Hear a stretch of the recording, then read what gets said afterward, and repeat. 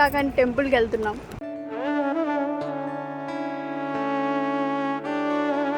ఇంకోండి మా పిన్ని చేసిన ఘనకార్యం. పెద్ద కాకండి దగ్గరికి, పెద్ద కాకండి టెంపుల్కి వెళ్తున్నాం ఎర్రటి ఎండలో. శ్రీ భ్రమరాంబ మల్లేశ్వర స్వామి టెంపుల్కి అయితే వెళ్తున్నాము. అదేనండి పెద్ద కాకండి అని చెప్పా కదా. సో అక్కడ శివుడు అండ్ భ్రమరాంబ దేవి అయితే ఉంటారు. ఇక్కడ నిత్య అన్నదానం కూడా జరుగుతుంది. ఐ థింక్ అది ఒక లిమిటెడ్ వరకే ఉంటుంది అనుకుంటా. అక్కడ టికెట్స్ ప్రొవైడ్ చేస్తారు. సో ఆ టికెట్స్ తీసుకొని ఇంకా మనం అన్నదానానికి వెళ్ళిపోవడమే.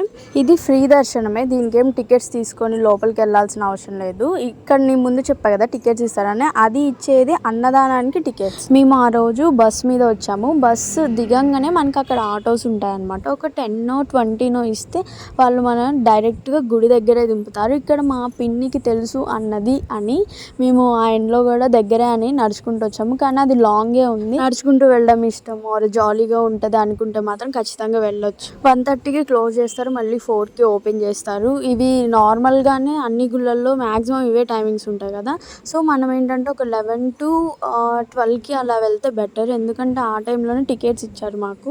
ఇక్కడ మా దర్శనం అయితే అయిపోయింది. ఇంకా మేము బయటకు వచ్చినాం అనమాట. ఇక్కడ అన్నప్రాశన చేసుకునే వాళ్ళు కూడా చేస్తున్నారు. ఇంకా దోషాలు ఉంటే కూడా ఇక్కడ చేసుకోవచ్చు అనుకుంటా.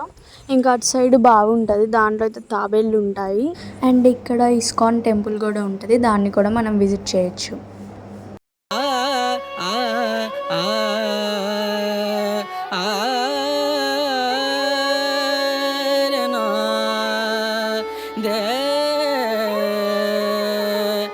ఇక్కడ మనకి ఇలా వాల్స్ మీద అయితే అష్టకాలు రాసి ఉంటాయి. అంటే లింగాష్టకం అండ్ కాలభైరవ అష్టకాలు ఇంకా కొన్ని అయితే ఉన్నాయి. ఇంకా మనం దేవుణ్ణి మనసారా పూజించుకోవచ్చు ఇక్కడ అష్టకాలని చదువుకుంటా.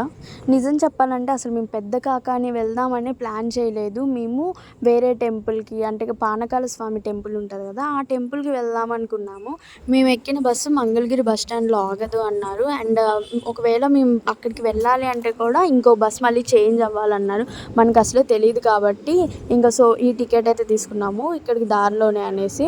మన నెక్స్ట్ వీడియోలో నేను పానకాల స్వామి టెంపుల్ది కూడా పోస్ట్ చేస్తాను. అంతలోకి మీరు ఏం చేయాలంటే సబ్స్క్రైబ్ చేసుకుని అయితే రెడీగా ఉండండి. ఎవరైనా వెళ్ళాలి అనుకునే వాళ్ళకుంటే షేర్ చేయడం మాత్రం మర్చిపోవద్దు, ఎందుకంటే అందరికీ యూజ్ అవుతుంది కదా. అక్కడ ప్రసాదం కింద లడ్డు పులిహోర ఉంటాయి, మనం తీసుకోవచ్చు. ఇక్కడ ఇదేంటి గుడికి వచ్చి ఏవో చిట్స్లో రాస్తున్నారు అనుకుంటున్నారా? అన్నదానంకి వెళ్ళే ముందు వాళ్ళు మనకి ఇలా స్లిప్స్ ఇస్తారనమాట. దాంట్లో మన నేమ్, ఫోన్ నెంబర్ అయితే రాయాలి.